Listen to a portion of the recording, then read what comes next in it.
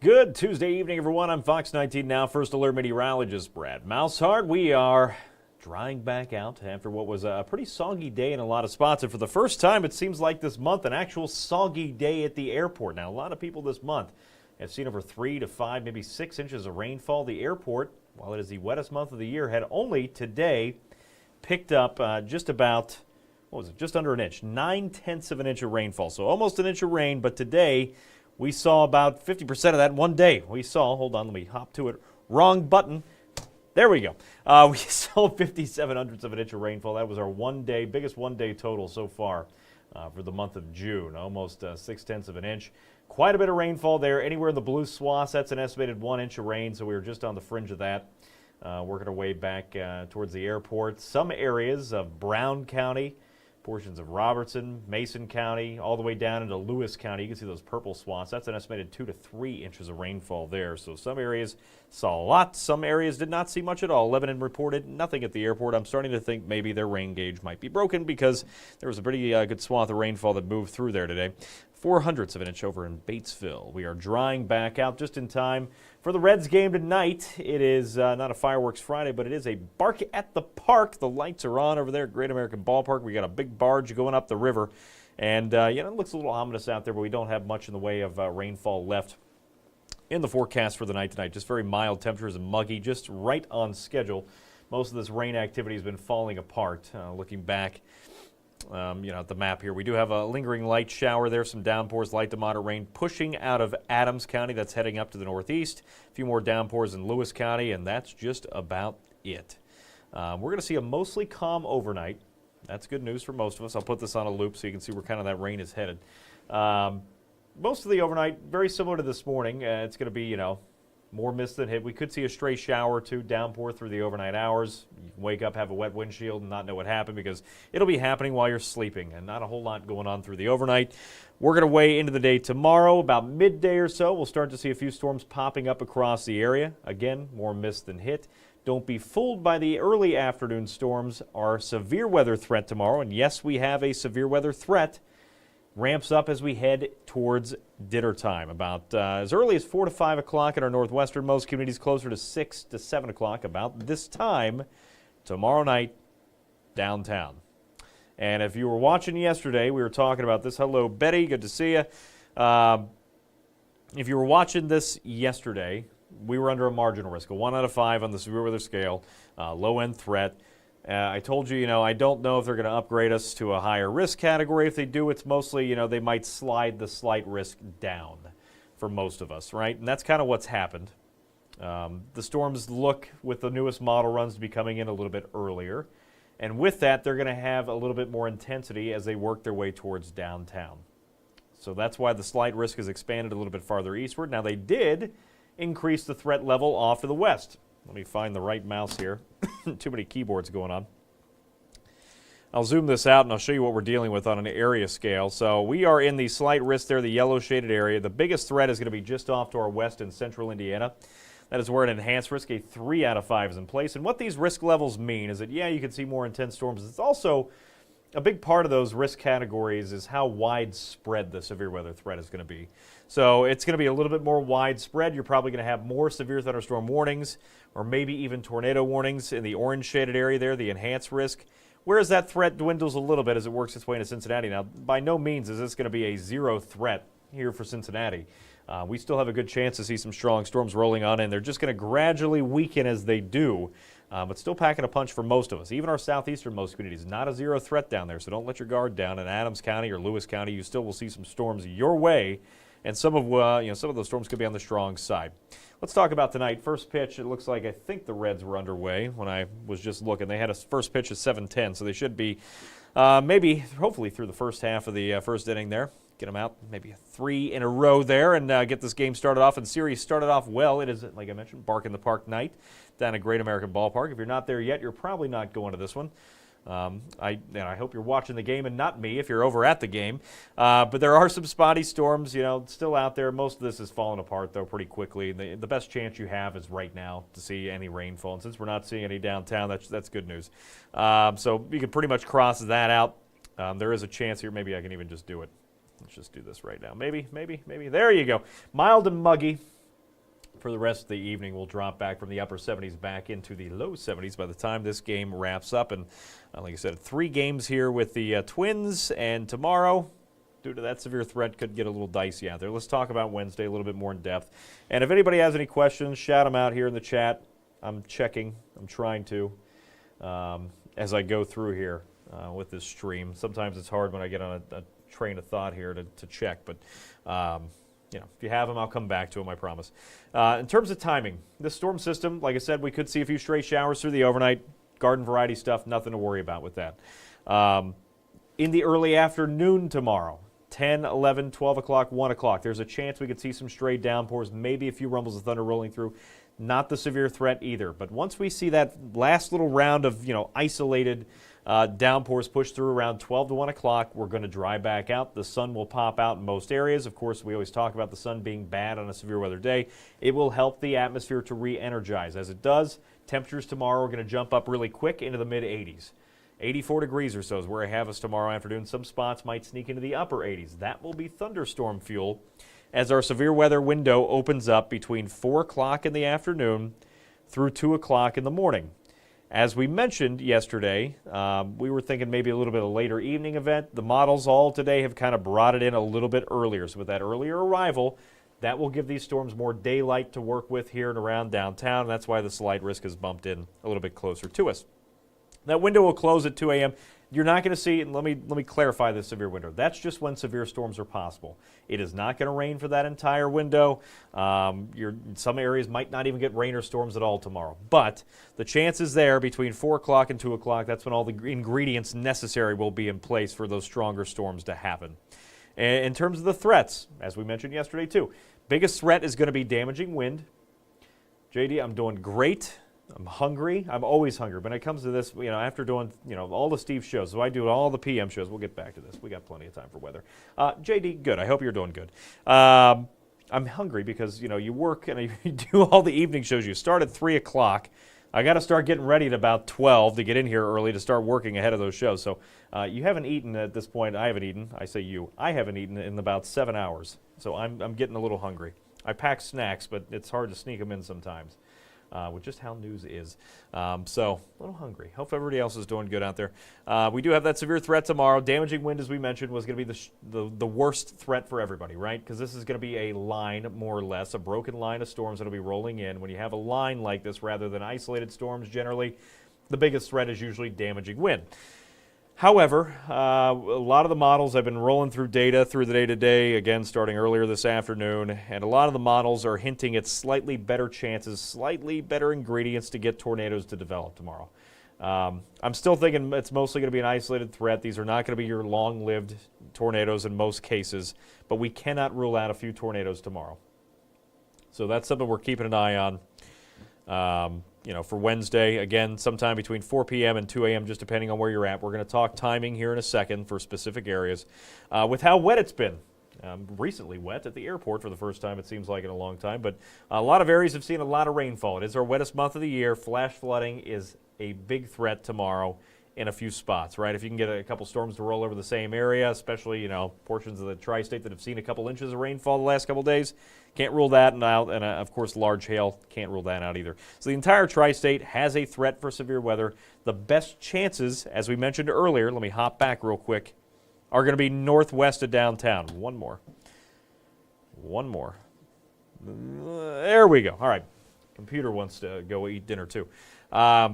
Best chances back there towards just a sliver of the tri-state. This is going to be about the Greensburg area there, northwestern Decatur County, northwestern half or so of Fayette County near Connorsville, and just a little itty-bitty piece there of Union County in Indiana. The rest of us under a slight risk with the exception of our southeasternmost communities. So that's where the best chances for these strong storms will be. Let's hop over to everyone's favorite weather model, the HRRR. This is pretty good. It's not ever going to pick out the storms exactly. So if you see a storm that looks intense rolling over your area in this model, it doesn't mean that's a 100% chance. But this does give you a pretty good idea on when those storms will arrive and when the severe threats are possible. So that's what we're looking at here. Again, storms rolling on in. Late tonight, those storms are exiting our easternmost communities, but we could see a stray downpour through the overnight. Not everybody will get it. There was one pretty close to downtown early this morning that made things a little soggy out there on the roadways. Pretty good downpour, good clip of rain right around downtown this morning. Very similar to what we're going to see outside this coming morning. A few downpours out there. Here's that threat I told you to, don't be fooled by this. This first round of storms that's going to try to develop around 10 a.m. is not the big threat. There will not be any severe weather more than likely in this first round of storms that'll push through between about 10 and noon. It'll be in, it'll be out. Not everybody gets wet, and then we dry out. Don't be fooled into letting your guard down after that first wave of storms pushes through, because we're going to dry out. The sun will pop back out. This is how a lot of people get fooled into a lull thinking, okay, I can take the boat out now or whatever, right, or the motorcycle. We have a bigger severe threat expected to develop into the afternoon and evening. Again, this is well ahead of where it was yesterday. Yesterday did not have this line pushing into even Indianapolis until 8 o'clock. So this is about 3 hours faster, and that's why you have to monitor these models. Sometimes they can be off a little bit. So the latest trend has it in much earlier tomorrow. In our westernmost communities, you can see there by about 5 o'clock, starting to push into Decatur County and Fayette County. This is when the storms will be their most intense, heading across central Indiana where conditions are more favorable and into our northwesternmost communities. By the time we hit 6 to 7 o'clock, between that time frame, 6 to 7 o'clock, those storms will be moving through downtown more than likely. Again, with just how models are, and you saw how it changed 3 hours in just, one day. By the time we hit tomorrow, give yourself a couple hours on both sides of this, but those storms could push in as late as 9 o'clock. They will push in. It's just a matter of timing. Right now, best idea looks to be around 6 to 7 o'clock in the evening tomorrow for the dinner plans. We also have the Club World Cup match, the second one that TQL Stadium is hosting tomorrow. That one is against Salzburg and Pachuca out of Mexico. So they're playing tomorrow night at TQL Stadium with a kick expected at 6 o'clock. If you're watching and you're in town for that, maybe you're from out of town, maybe even out of the country, and you're watching that match tomorrow downtown, and you've somehow stumbled upon this stream, apologies in advance, you have to deal with me. But we will have some storms rolling through around the time the match starts. It's not to say it's going to be this widespread. Sometimes models don't get the coverage right either. But just generally, be on the lookout. I'm not saying cancel any plans, but as we saw this weekend, you can always get lucky, right? So we'll see. Maybe the I-275 deflector shields out there will be working overtime again and keep some of these storms away from downtown. Either way, 6 to 7 is when they look to arrive downtown, a little bit later. But look what happens here. With just that last frame I just showed you, you can see how it's already started to weaken off pretty significantly. Once these storms head through downtown, we get towards 8 o'clock, that sun angle is going to get a lower. These storms are going to start to lose a little bit of the fuel source. Conditions will not be as favorable off towards southeastern portions of the tri-state tomorrow. There just won't be as much of those necessary ingredients in place, and these storms will weaken a bit, right? But we're not done with the rain. We'll hang on to some storms. These are likely, again, not going to be severe. We could have a stronger storm between about midnight to 1 or 2 in the morning. Can't rule it out, but generally these are going to be garden variety showers and storms hanging out, trying to hang around through midnight, and then we dry out altogether by Thursday afternoon. Breezy both days. We'll see some gusts over 30 miles an hour outside of the storms tomorrow, 25 plus on Thursday, and that'll help to air dry us into the weekend. So Thursday being Juneteenth, that is going to be our nicest day of the next 7, even though we have the rain early, because what happens after that, look out. We're going to go from a soggy stretch to a very steamy stretch. And if you've been outside today, you're probably like, what is he talking? It's already steamy. It's going to be worse. I told you like about a month ago, everybody's going to sit here and they're going to complain about how chilly it is and how they wish it felt like summer outside.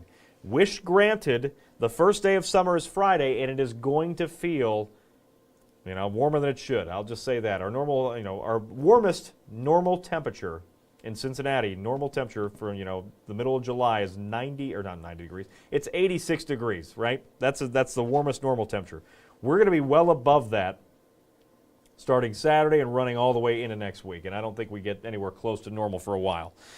So well above normal temperatures on the way, including our first 90s of the year for the first weekend of summer. So wish granted for those who like high heat and high humidity. Thank you, Donna. Good to see you. Let's check the comments, make sure we don't have any questions yet. Nothing yet, just a couple people talking about Taco Tuesday. So it is Taco Tuesday. Might have to go find some of those. So from Pleasant Plain, hello, Molly. Yeah, so the storms tomorrow, they are going to pack a little bit of a punch. It's not going to be like what we saw in mid-May when we had that severe weather outbreak, more than likely. But we can't rule out some damaging wind, can't rule out a few isolated tornadoes. But don't worry, we will have you covered with that tomorrow. In addition to that, we'll have a chance for some flash flooding. This is the same model I showed you. This is just giving you a guess on the rainfall estimates here, guesstimates, just depending on where those storms line up. Again, don't take these numbers verbatim. It just gives you an idea of the range of some of the values you can expect. Some areas will see very little rainfall. You can see that in the green shaded area over towards Lewis County. It's not to say that Lewis County is going to miss the rain altogether down here, but it gives you an idea that some areas might get missed, whereas other areas might get completely walloped. Some areas might see, again, some flash flooding with several inches of rainfall. So just be aware of that and note, most of these numbers are showing at least a half-inch plus. That's a good indication that we're going to be dealing with a lot of moisture tomorrow. So flash flooding, not out of the question. Here's another good, quick idea of some of the timing for your neighborhoods, right? So off to the west, southeast Indiana, and at the best, the state line of Ohio, when the storms are exiting Indiana, heading into northern Kentucky and Ohio, right around that 6 o'clock time frame, right? Before that, 4 to 6 for southeast Indiana, 6 to 7 a little bit closer to downtown. So 6 o'clock when the storms start to cross into northern Kentucky and Ohio. Between 6 and 7 o'clock here downtown, 7 to 8 o'clock here on the east side of downtown, and then after 8 o'clock working your way through Brown County, the Georgetown area, Hillsborough, Wilmington, all these areas down here off to the southeast, and then eventually exiting Lewis County by 10. Now, not exiting, but that's the earliest arrival time, right? So these are arrival times. This is not when the rain is going to be. I want to make that clear. We just talked about how we could have some storms into the overnight, right? So that wouldn't have made any sense. This is just when the storms are going to arrive. We could have storms lingering across the tri-state into the early overnight before we dry out completely on Friday. So this is the earliest arrival time of strongest storms by about 6 to 7 o'clock. That's the time frame we're currently looking at for Cincinnati. We'll see if the model nails it again. Sometimes it's pretty good.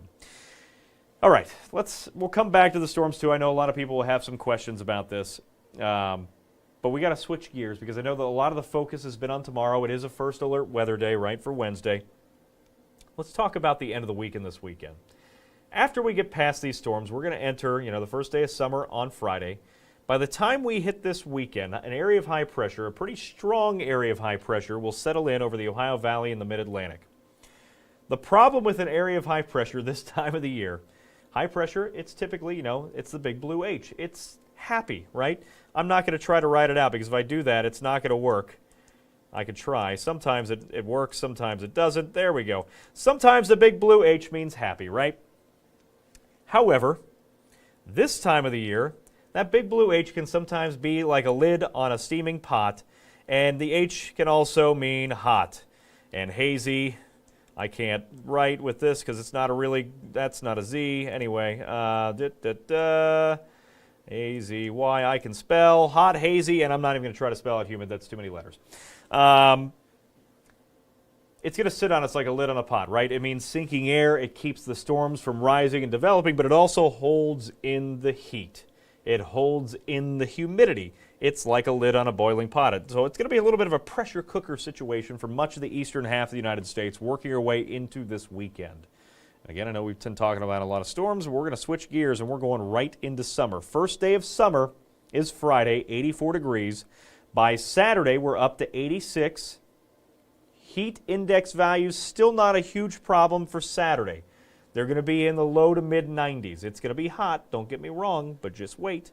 By Sunday, those heat index values are going to be close to the triple digits in a few spots. And I have the areas of triple digit heat highlighted, and you can see the 65 corridor back there in Indiana is where we're going to start to see those 100 degree plus heat index values start to encroach on the tri-state. And by the time we hit Monday and Tuesday, do not be surprised if the National Weather Service office in Wilmington, who I doubt is watching my stream because they're smarter than I am, don't be surprised if they issue a heat advisory Monday and Tuesday. The first heat advisories we'll see here for 2025 probably coming for Monday and Tuesday because we are going to see just steamy conditions. And don't be surprised if it even tops some of these numbers. So I have it on Monday and Tuesday both, about 100 to 105. That's what it's going to feel like.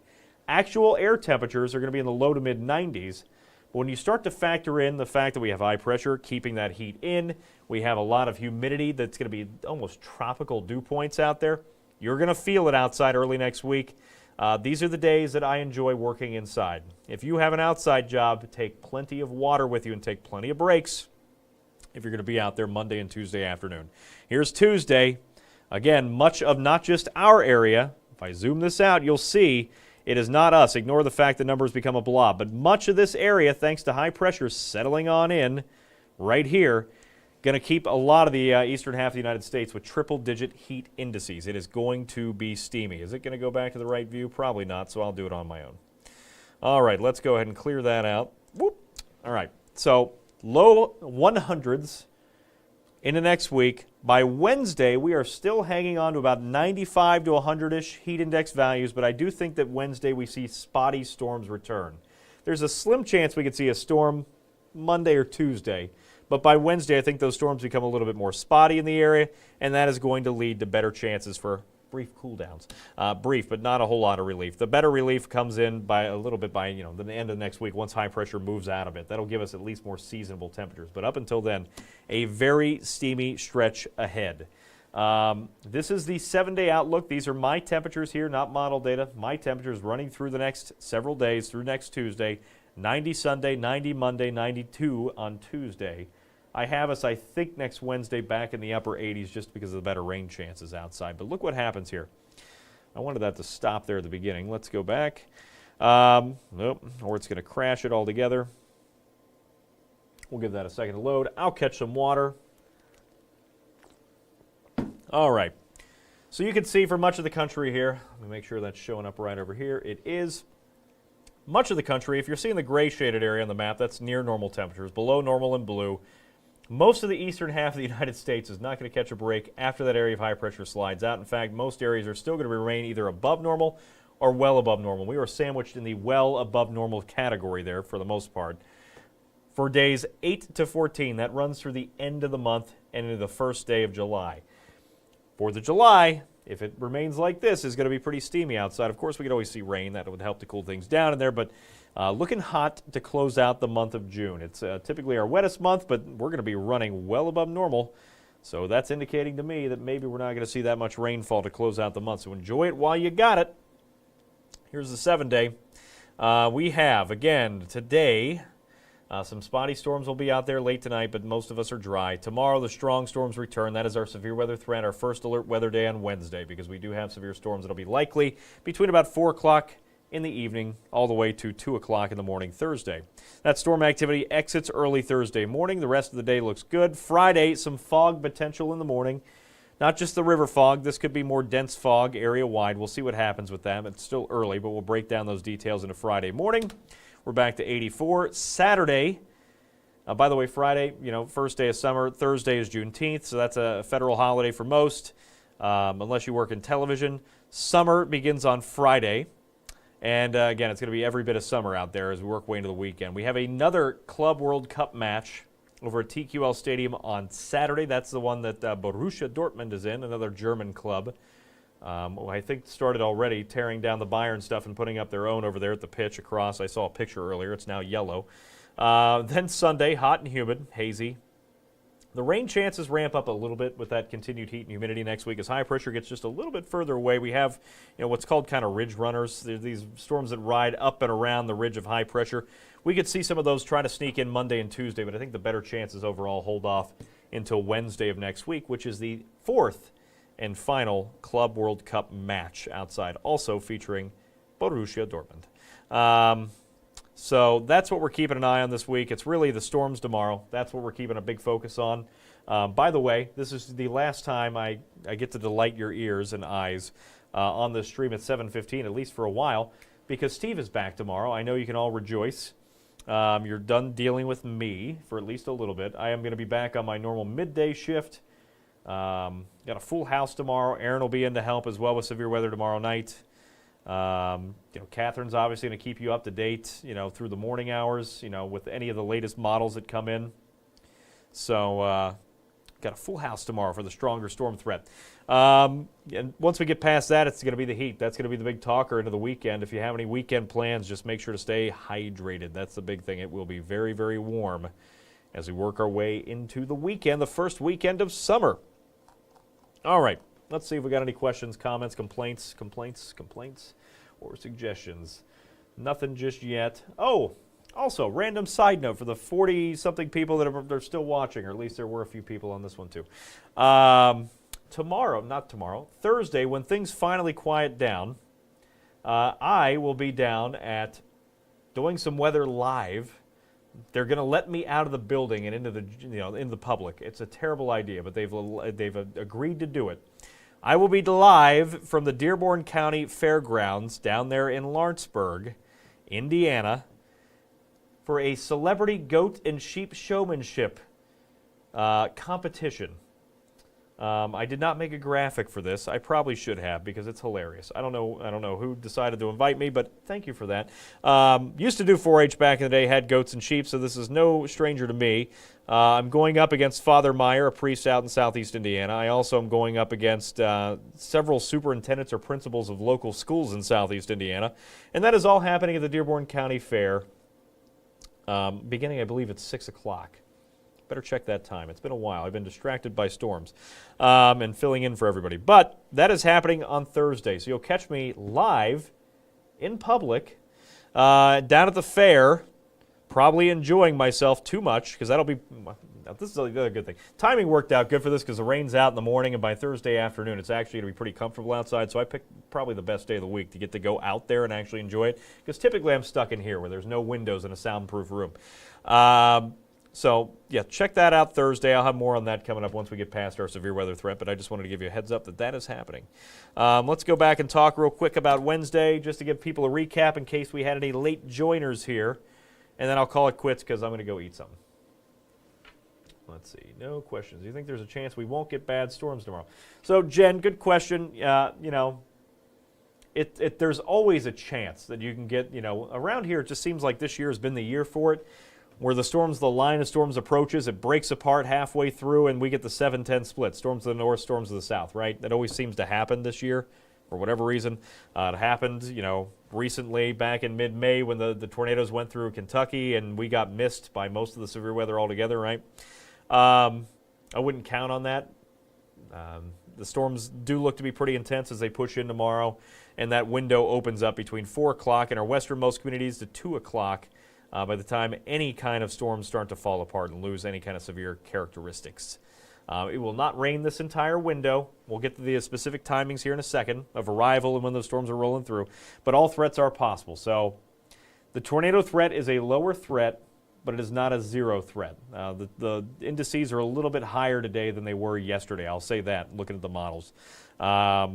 It looks a little bit more favorable for tornadic activity than it did yesterday, but still a big damaging wind threat over anything.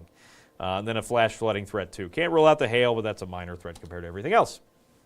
Again, the entire tri-state is under a severe weather risk, but primarily the strongest storms should be around and west of downtown, and they should weaken as they push east more often, more or less. So working our way through this forecast, there's a few isolated downpours you can see through the overnight. A little free car wash for you before you head back to work tomorrow.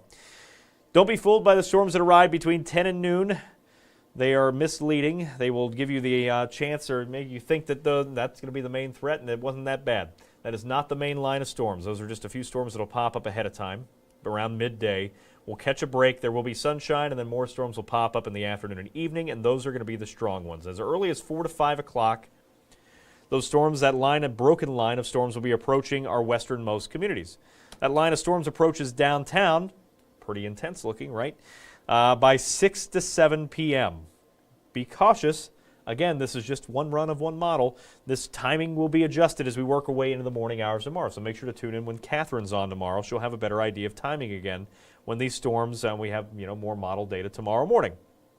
But right now, generally around dinner time downtown, right?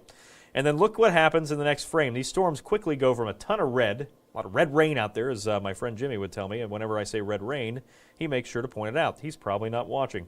But a lot of red rain and then not a lot of red there. That quickly starts to fade. Once it hits downtown, it hits our 275 deflector shields and starts to fall apart.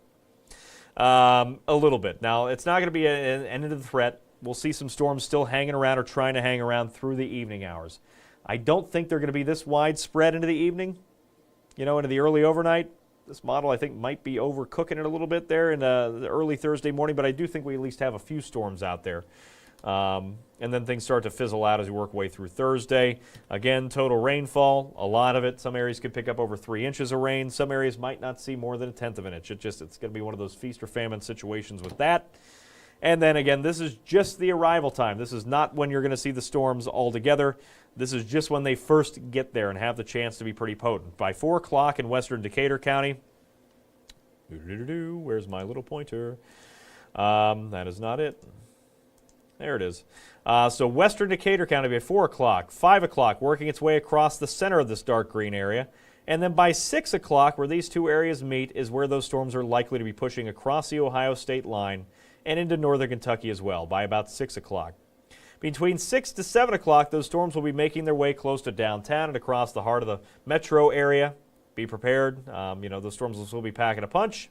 And then a little closer to 8 o'clock here on the far east side of town, entering Brown County, Clinton County, down towards Mason and Robertson counties, and then off and out of the area, by the time we hit the early overnight hours. So that's a look of when the storms could arrive in your area tomorrow.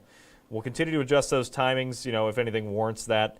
For now, I'm getting hungry, as I always do. But before I pull up this wonderful 7-day, it's some of my best work because we got a little bit of everything to make somebody miserable out there.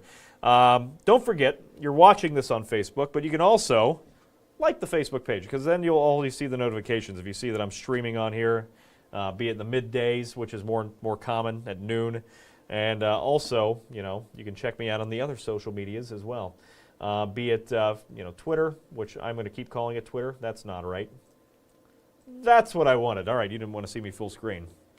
But, yeah, you can follow me Facebook, Twitter, or X, and then also on Instagram. Instagram's not too weathery, so if you're looking specifically for weather stuff, that's probably not the vibe for you. But more so personal pictures and probably pictures of me with farm animals this coming Thursday as I'll be down at the Dearborn County Fair. So you'll probably see me with a bunch of goats because goats are fun. So follow me there, like me, follow me, whatever you want to do. Here's the 7-day. Let's hop to it. Maybe. It's loading. It's loading. Give it a second. There we go. So, like I said, stormy stretch turning into a very steamy stretch here by the end of the forecast. Our best day going to be there Juneteenth on Thursday when I will be down at the fair. Yes, there will be some storms in the morning, but they clear out around midday, and that is the day we will see the lowest humidity for a while. That humidity, those dew points start to trend up into Friday and Saturday. And then by Sunday, we will have triple-digit heat indices. We'll be close to the triple digits Saturday afternoon, too. Sunday, our first 90s of the year. We typically have a 90-degree temperature by as early as June the 9th, so we will be well behind schedule for that because Sunday's the 22nd. So about 2 weeks behind on that almost. By Monday, still in the 90s, 92 Tuesday, and we're going to have heat indices Monday and Tuesday. Don't be surprised if the National Weather Service watches this stream and listens to my advice. They're not, I promise you. 90 to 92 temperature-wise, air temperature-wise, but feels like temperatures 100 to 105. It's a slow cooker of a forecast into the weekend and next week, but at least there's this. It is going to be sunny outside for most of it. Just a slim chance for some storms returning to help cool us off a little bit as the Reds return for another 3-game series Monday, Tuesday, and Wednesday of next week. Tune in again. We'll be back. I'll be back later tonight. We'll have some new model data. We'll see what's going on, if any changes are going to be made to this forecast for tomorrow. We'll see what happens with that. I'll be on at 10 and 11 tonight, and then Catherine will pick it up tomorrow morning beginning at 4:30, and we'll have streams and all kinds of stuff. And Steve, the Chief, he's back tomorrow. Tune in then.